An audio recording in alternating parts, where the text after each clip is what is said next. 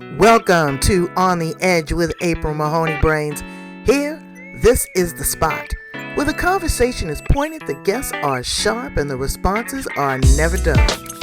Welcome home, Brains. There's only one requirement to hang out on the edge, is that you open your big brain and close your small mind.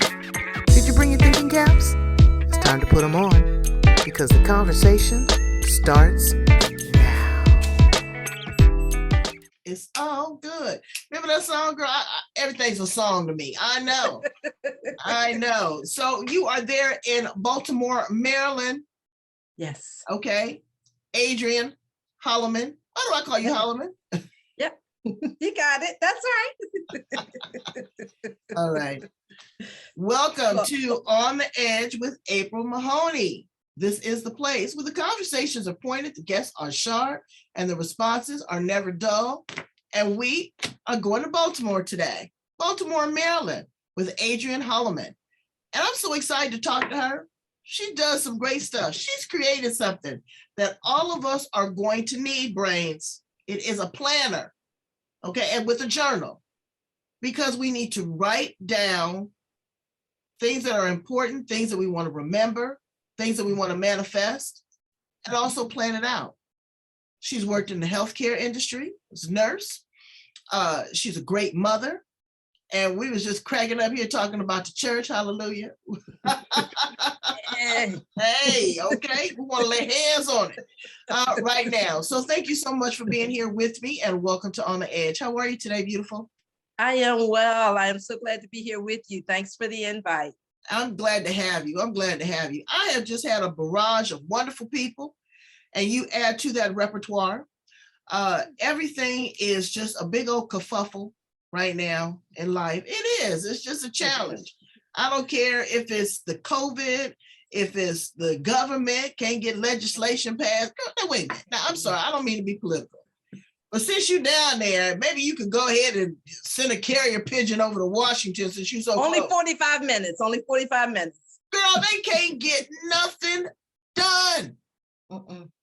But you know, one of the funny things that I say all the time, because I go through DC, that whoever designed it, it's like confusion even trying to get into the city.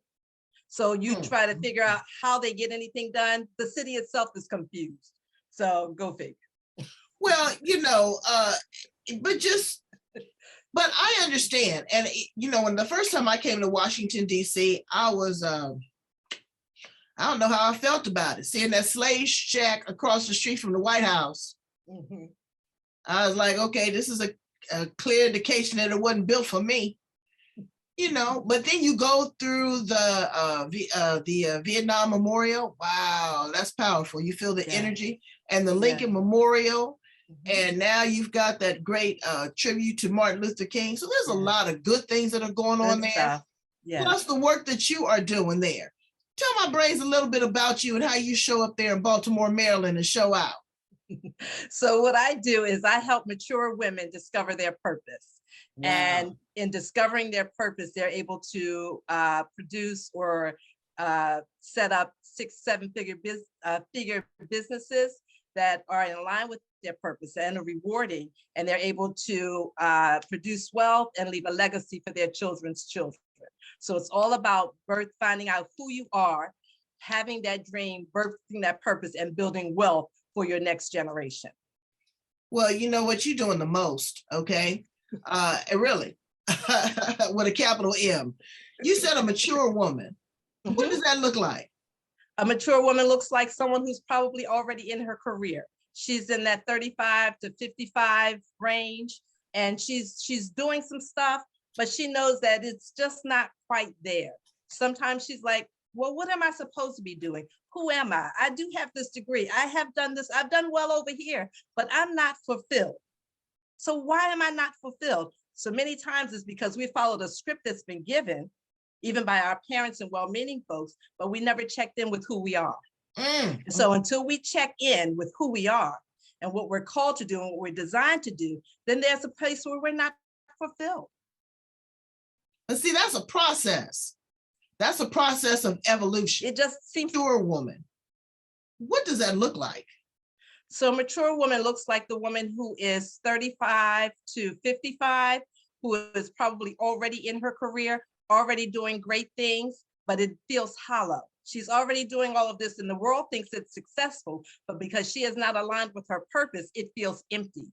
And she believes that there's something else, there's something more. Well, that something more might be 7 figures. But in actuality, everybody's not going to get to 7 figures, Queen. You know that. Some people can't get the next $70 to pay their light and gas bill. What do you say to that woman?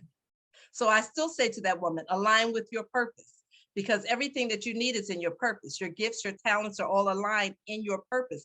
And there is something that's in your hand that will produce for you, because we all have the ability to produce, to leave a legacy for our children's children. So you may not leave 2 billion, but you may leave an idea and you left something that you started for them that they can now carry out, because it's in your hands to do. But you just have to connect with it, with who you are, and do it. Well, you know what annoys me is that folks have worked their entire life. Mm-hmm. They got a little piece of property. Mm-hmm. They got, $70,000, $80,000 in the bank, hopefully, Mm-hmm. and don't do the proper paperwork to leave that to their beneficiaries. Correct. There's always some problem. The Aunt Betty and Uncle Bob, you ain't dead 15 minutes and they going through your house ransacking everything. Right. And so it is so disheartening for people to want to create generational wealth and a legacy for their family, but they're not prepared. Right. They're not prepared. And there's a fear there that's associated. And there's a jealousy and there's an anger there. Okay, so we're walking through our purpose. We're walking through this journey. We're trying to figure out who we are, what we want to do, and how we want to do it. But we got the naysayers. Right. What do we do with them? You ignore them. Because what's important is what you know. Right? So your gifting is what's been given to you. It's what you know about you. Your purpose is what you know about you. And what they say has nothing to do with your purpose. They have no control over who you are. It's only the power that you give them. Mm-hmm. And so you have to know in yourself. And that's where we talk about affirmations. You have to know who you are. Right. You have to know that you are powerful. I am powerful. I am strong. I am amazing. I'm creative. I can get this done. Right? You have to know it. So when the naysayers come, you're not moved by what they say, because you know who you are. My journal says, the transformational journal says, I am because I say I am. Doesn't matter what you say. You don't control who I am. It's what I know and what I do that makes my life better. Wow. When did you get so mature? In that 35 to 55 area. Mm-hmm, mm-hmm. I wasn't there at 20 something. I knew I had a calling, but I wasn't sure what it is. I knew it was to preach, but I didn't know the extent of it. It wasn't until I began to sit still and say, okay, God, I don't want to die with all of this in me. Right. I want to be able to produce all of this stuff you've given me. How do I do it? This is where they came in. They won't let me. He said, what do they have to do with it? I gave it to you. Do it. What? Called you out on it. Okay. Called me out on it. And I started discovering treasures in my living room with 8 of my friends. I said, hey, look, I got to start this thing. Will you all help me? And they became my beta group. Wow. And so through this transformation, what did you uncover about yourself? So I uncovered, well, it's really interesting because I never wanted to be a preacher. And so my natural gifting is to share, to unlock, to heal, right? And because I fought it on the preacher side, I never blossomed. But when I sat still and realized that it wasn't for the church, it was for the people, that I was able to blossom and do what I was called to do in any area where I showed up. If I show up on my job, I'm going to bless, I'm going to heal, and somebody's going to benefit from the gift that's within me because I know who I am. And I bring the blessings, right? I bring the gifting. Well, go on with yourself. Are you serving on a silver platter? I'm not mad at you because, again, you have to know these things. Mhm. You have to accept them. But to whom much is given, sister, much is required. Much is required. So you got a lot of responsibility on your hands. Yes. You know, that's a lot of heavy lifting. It's a lot of heavy lifting, but it's almost like if you don't do it, then you feel worse. Right. So, so the responsibility is to do it. And I feel better. I tell folk all the time, I said, when I'm doing what I'm called to do, I can stay up to 2, 3 o'clock in the morning working on something. If it's not aligned with the purpose, I'm asleep by 9, 10 o'clock. Oh yeah, And right. I can't keep my eyes open. Right. But when God gives you a download, it wakes you up. It wakes you up. And you're like, oh God, ooh, this is good. Let me get this. Ooh. And you lose track of time. That's one of the ways I help people discover their purpose. What can you do for hours on end? What is it that you just do naturally? Right. What is it that you can do and not get paid for and still love it? A lot of people don't ask themselves those questions. So you created this powerful journal. Let's have a look at it. It says, I am because I say I am. Well, wait, hold on. Let me just give you the. And inside the planner is your annual calendar. So it has calendars for 22, 23, the big calendar, but it also has a weekly calendar. And so it has spaces for you to weekly design your day, for you to daily say, this is what I need to do. There are task lists for you to say, I need to do this today, and places for you to check off that you've accomplished it. Then on your right-hand side of the planner, you have a place to do goals. You have business goals, you have personal goals, you have a place for your affirmations for the week. Let me see it. Open it up. Let me see. So I can get myself together. All right. Oh, wow. Nice big spaces too. In case you don't write neat brains, you can just scribble it in. But see, that's what people think. They think when they journal, they have to have it all neat and tidy. Girl, I go back through mine. I draw lines through it. I highlight it. Because it is a work in progress. It's a work in progress. And go back and date when it was accomplished. Absolutely. Same like, thing. In my Bible, I did this. Exactly. In my Bible, the same thing. I write the date because I want to go back. And sometimes I look at a certain scripture or passage, and I've got 3 or 4 dates. That means that the Lord has led me there 3 or 4 times. Now, either he's trying to really, ingrain this, or I didn't get it.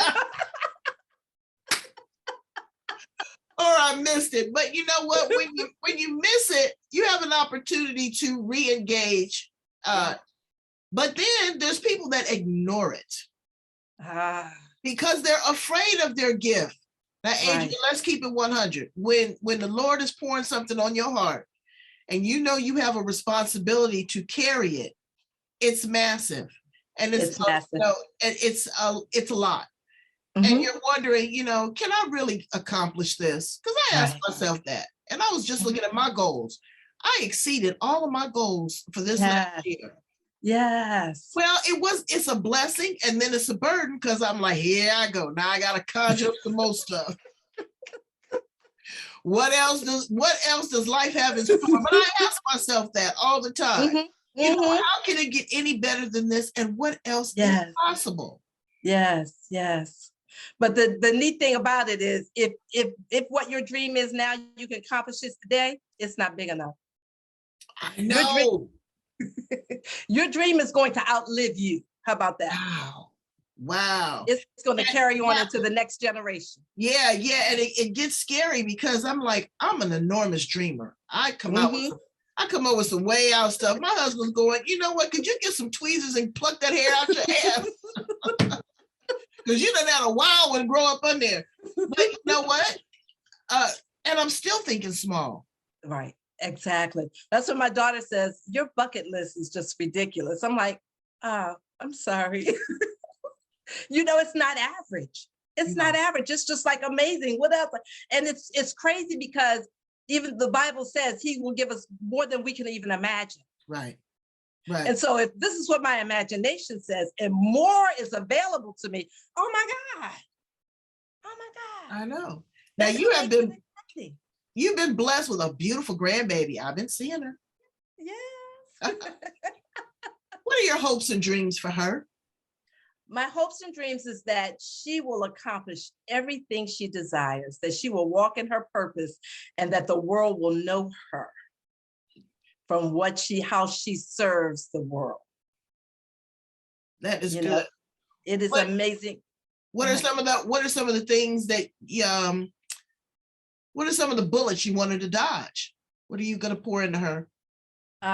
We'll start with the naysayers. Self-doubt, procrastination, limiting herself, but just knowing who she is and just go for it. For her to know her purpose early on and not have to go through many of the things that a lot of us go through when we're just trying to discover, that there'll be far less wrong turns. Right. That her paths will be straighter for her.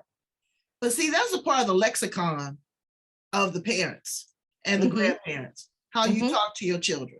I tell people all the time, I was in the store the other day, and I mean, this woman was cussing her son so bad, I just wanted to pick up a can and just knock her in the head.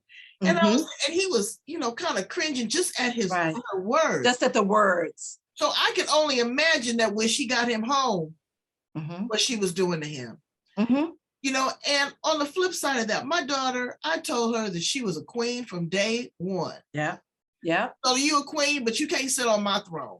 You got to get your own. My girlfriend told her son in the womb that he was a genius. He's a genius. Yeah. That is a part of the manifestation. It is planting those seeds. It is. I said to my son, I asked my kids maybe a couple of years ago, because even when they were little, I wasn't at this place, right? And so I said to him, I said, I'm talking a lot about affirmations and, what you know about yourself and your purpose and your dreams. I said, did I say that to you as a child? He said, Ma, we always knew that anything we wanted to do was possible. You always made us feel like we could do anything and that we were good at it. I was like, oh, okay, well, I did my job. Yeah, you do your job, but the work that you do on yourself, what are you continuously doing now to grow in your ministry, to grow in your season? So it's a lot of introspection, and it's a lot of looking at where you are. I still go back and I'm uncovering things of what I was taught. I'm uncovering things that my parents were well-meaning, but that was wrong. And so some of the things that I may still fight with, I still go back and I address them. When my son, several years ago, I said to my son, I had to apologize to him because I saw when my daughter was born, they're 5 years apart, I saw in videos where every time he came in the picture, I was like, move, Justin, move, because I'm trying to get the baby, move, Justin. And so I said to him, just when Brianna was born, if I made you feel unimportant or insignificant, I apologize. And you know what he said? He said, thank you. He didn't say, no, you didn't. He said, thank you. Right. You owned it, but you realized it. Right. And you took ownership for it. Yeah. Folks don't take ownership. They only want to walk in the glory. They only want to, they only want to do it when they got their pretty on. Right. Show up authentic, your real true self. I tell people a million times, sometimes that's an ugly look. Sometimes the authentic person that they're showing you is not always the real authentic person. No, it's the impostor syndrome. So you got this person, woman or man, that is in the impostor syndrome and thinking they all that in a bag of chips. What do you say to that person? Well, I like to say a lot of times, I can see your slip hanging. You don't see it. You're all dressed up. And when you open your mouth, I see your slip hanging. So there are people that see your slip hanging. So you might as well address it and say, oh, wait a minute, let me fix my slip because I didn't get myself together this morning. Right. And people can see that. And people can see it. And you wonder why people aren't attracted to you or why you're not getting the engagement because you're saying one thing and showing another. And it's not lining up. And people will not engage when it doesn't line up. You know, there's a lot of young people that are in relationships now. Girl, relationships are not the thing that they were when you and I was dating. They doing some different stuff. Yes, I'm not gonna judge what nobody's doing because it is an evolution and it's in the word. Right. It's already Right. prophesied what's going on. Right. You know, what's going on right now. But there's a lot of young men, and you have a son, that are being emasculated by what is going on in the world. You know, they can't even tell a woman that she look pretty or she smell good or this without it being a sexual assault or, you know, it's very, very hard. What do you say? I know that you primarily, you know, work with women, but men too. How do we encourage the men to show up authentic and be happy with that? And again, like you say, you know, you didn't really, you didn't intentionally do this, but inadvertently, you put your son to the side. How do you make a man shine these days? Yeah. So you really just have to take them back to their roots. Many times you have to get them back to a lot of times where the offense happened. And working with some of the couples that I worked with, the breakthroughs that they had came with the men address the issues with their mom. Yeah, mommy issues, girl. I tell people all the time that is a key indicator how you know you can tell how he talks or doesn't talk about his mother, his grandmother, his sister, his female cousins. You know what he says as a key indicator on how he's going to treat you and talk to you. Right. And it's also a key indicator of how he'll show up. Right. Because depending on how what they've told him will depend on how he shows up. If they've told him he's nothing, he's like his father and he's not going to be anything, then what they strive for is going to be very little. You almost have to take them back to that root place and remind them that they are a king, that they have the potential to reign and to rule and to do, you know, and to be the provider and to do all of those great things so that they begin to believe it and they will operate in it. Tell me a little bit about the work that you do with couples. So I don't do as much with couples, but I've done with some of my groups when I've dealt with the married women and I found that the issues are really some of the couple issues. I would bring the couples in together and then I would have sessions with the women and then I'd also talk to the men and then I bring them back together because I'm hearing two sides. Right. And then I'm hearing the truth underneath. Then you can bring them back together and help them work those things out.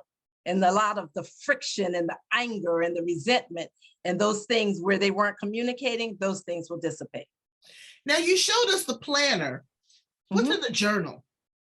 Well, the journal is the affirmation prompts. Okay. And so with the journal prompts, so for example, I like to say it's see, say, do. So if the affirmation says, I am the architect of my life. And so you have an affirmation over here, and then you have another line page. So you have 2 line pages just to talk about it. So when you're talking about the affirmation, if it says I'm the architect of my life, if I believe that, then I'm going to write what that looks like in my life, right? And how I'm going to manifest that. But if I don't believe it, I'm going to go back and address why I don't believe it, because I've got to look at the root of that issue. I've got to look at why I don't believe it so that I can bring that to the light and deal with that. Because if I don't deal with that, I can say I am the architect of my life all day long and it will not engage, it will not manifest because I'm not dealing with the fact that I have no control, that I'm powerless, that all those different things that I believe that I've been told or I've told myself, because you know, I like to say our biggest enemy is the inner me, our thoughts and what we're saying. And so until you begin to address that, and so I have folks go back to that place. What does it look like? Do I believe this about me?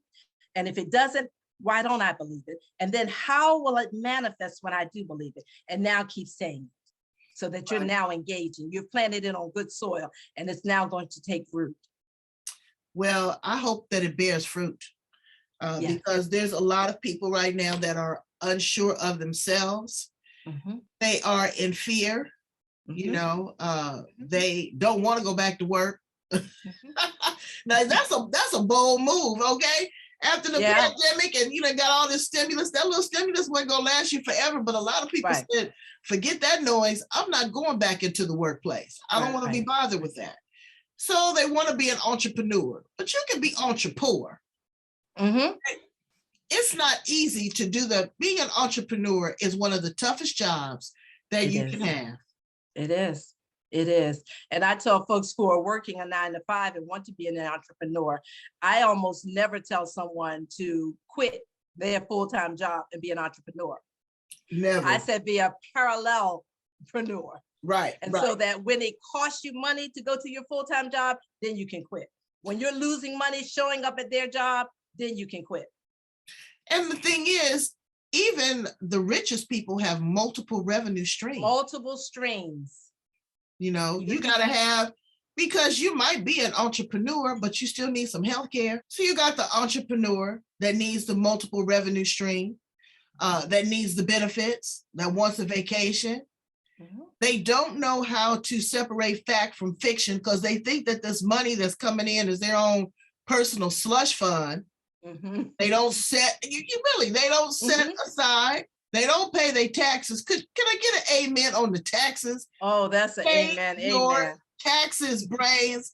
It is a point and a click. They will get you. They will get you. They will eat you up. Guaranteed. You know, and you built this business. I see all these celebrities. I've dealt in Hollywood a long time. The drugs and alcohol don't get them, but the IRS will take you down. Yes. Yes. And then they don't prepare and plan long-term for their future. Because hopefully, and I say hopefully, everybody's not guaranteed to live a long life. Right. But if you are, you want to be able to sit back and enjoy some of this. Now you're helping these people get to these 7 figures. Are you also working with them to create some sort of plan that they'll be able to, fill in some of these gaps? Yeah, one of the things that I talk about always is the multiple streams and to make sure that you don't have one thing. And so, if you're working in healthcare, if you're working in a nursing home, if you have an assisted living, what feeds the assisted living, right? Or do you have your stocks or your areas in that? Everything that you're doing, you should be able to have something going from it. So you should not be limited. I do real estate. I'm a nurse. I have I'm a coach. I'm a teacher. I'm an author. I have a Shopify site with products. Mm-hmm. I've got the multiple streams. And so we do that. We make sure that we have all the other pieces in place. You make sure that you've got your wills and everything in line for your children. How are you going to leave the legacy if the government's going to get all your stuff when you go? Because there's nothing there. And there should be health insurance so that everybody's not doing a GoFundMe and your children are not having to take from their resources to bury you when you know eventually one day it's coming. And newsflash, brains, GoFundMe, it's taxable. So before you can take out a dime, they get their taxes off the top, plus their fee. Okay, plus their fee. And it's tough. Yeah. It's tough. Now, because the cost of a funeral, girl, please. Yes. It's ridiculous. I told them, look, I said, look, just go on and in 3 days, go on and cremate me. Have me a nice reception in the park. I want them to cry. I want y'all to miss me. I want you to cry. People say, don't cry. Well, that's a lie. I want y'all to cry for me. I need to know I made a difference, okay? Right. But in making that difference, what do you want your legacy to be? I'd like for my legacy to be that, sort of what I've already said, that the people that I touched were blessed because I touched them, that I helped people connect with their purpose, birth their dreams, build businesses, that I impacted generations. Because you know what we do? Whenever I'm talking to one person, it's not that one person I'm talking to. I'm talking to everybody that's connected to them. Right. And so I want to be able to say that I've impacted generations with good, doing good, making a difference. So let me ask you some fun, random questions, because you seem like a fun, random kind of woman. Oh, here we go. What is that? What makes you cry?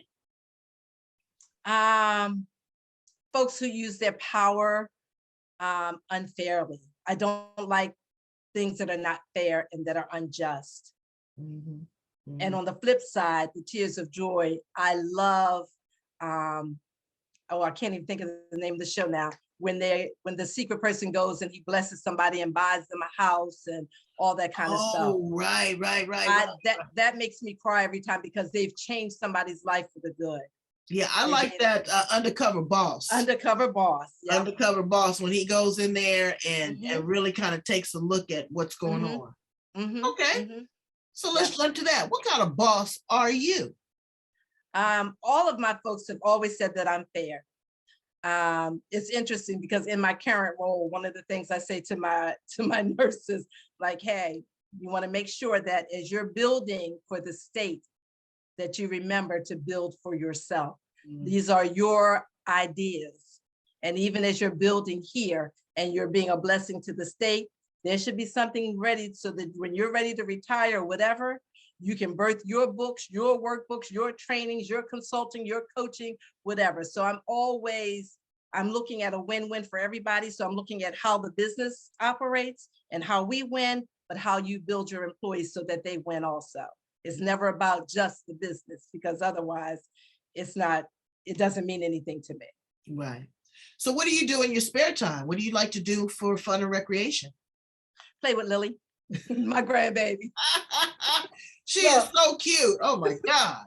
Look, as folks said, she is a year old. So I got to 60 without a grandchild. So I'm like in my glory. And so I told my son the other day, I said, well, you really need to just retire me so that I can be the full-time nanny. I don't know what all this other stuff is about. But I also love the water. I love to vacation. I love to swim, the ocean, the beach. That's my relaxation. That's where I'm rejuvenated and refreshed. Yeah. Yeah. What planet are you from? The do-good planet. Girl, I told them I'm from Pluto. I'm way out there somewhere. That's the one they don't know about yet. Yeah, I am out there. If you were an animal, what animal would you be and why? People don't like cats, but there's a softness and a tenderness about the cats, except when they're scratching at you, that I like. Yeah. Or your kitchen counter. I can't stand that. Oh no, you're not coming on my kitchen counter. I don't even have a pet. So don't come on my kitchen counter. But there's a poise kind of sort of that goes with them that I like. I think I'd be an elephant. Why an elephant? Because they're massive, but yet they're gentle.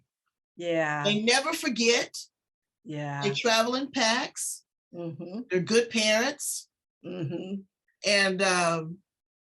they can do anything with that trunk, girl. They can pick up a peanut or they can crush you. Right. That's good. So I like that. What's your favorite kind of car? I'm not a car person, but in my older age, I like the perks of a car. So I like leather seats and I like heated seats and I like all the little amenities. The packaging of the outside doesn't matter. I did find out though, because I had a Hyundai for a couple of years, that I don't like Hyundai because they didn't have the engine power. When I go to go into the highway, I'm going, come on. Right. You want a full throttle. You want to accelerate. I need when I step on it, it got to go. It has to go. Well, it was funny because I went to get a car and, sales. This salesman, now, I'm a master of sales. I can close a deal. And girl, he got me in this car and he said, can't you just see your afro blowing in the wind? Here, let me turn on your favorite jazz radio station. And can't you just smell the leather? Run your hand across the leather, Miss Mahoney. Look at that. Everything you need right at your fingertip. And I started getting warm, started getting hot. And I was like, whoa, I said, I'm about to have a hot flash. She says, I've got something for that too, ma'am. He didn't have a seat warmer. Well, he had a seat warmer, but he had a seat cooler. I said, I'll take it. I'll take it. I'm sold. So it's about, what you want in life. Yeah. And options. And like I said, sales. Everything is a sales job. People look at sales as sleazy. I look at it as psychology and sexy. Yeah. You have to sell to value. You have to be able to deliver on that. You got to be able to make an offer You got to close on a deal. You got to get paid, and you got to have good customer service. That's right. That's right. You know, and that's with any business that you have. Any business. But the business of saving souls, how do you incorporate those things when you're teaching people? So it's really interesting because the things that folks need most, they're not interested in buying. So it's almost like the fine print on your contract. You give them what they're interested in, and every time I go in there and slide in what they actually need. And so that's kind of how I teach it. So because I deal with, one of my gifting is brokenness. I can't sell a workshop on brokenness. Right. They're not interested, but I can do something on vision and purpose and all of that. And when I'm teaching that, I'm going to go back to that root place and address it so that you really get what we're talking about. And so that's kind of how you have to do it. It has to be integrated into what you do. It cannot be the first piece because they're not going to buy it. And so you're wise, you know, the Bible says something about a wise woman builds her house. So you have to use wisdom and how you market and how you set up your programs so that the people that need it will get it, but they'll also get what they didn't know that they needed. Right. And that's selling to value, value adding. And then you can always upsell because once they tap into that, they're going to want more. Yeah. They become a sponge. They just want to soak it all up. What else you got? Do you have any more programs? You have this? Right. And add more to the conversation. Well, you have been a wealth of information, Adrienne. This is so fun, girl. And I wish I could have let y'all in on the green room. Y'all would have been cracking up. I want you to come back and visit me. I want to see that I'm going to be watching the progression of that beautiful grandbaby grow. Yes. And share with that. But share with my brains how to get a copy of the planner, how to get in contact with you. It doesn't matter that you're in Maryland. Brain, she's omnipresent, okay, all over the planet. She's just a point and a click away.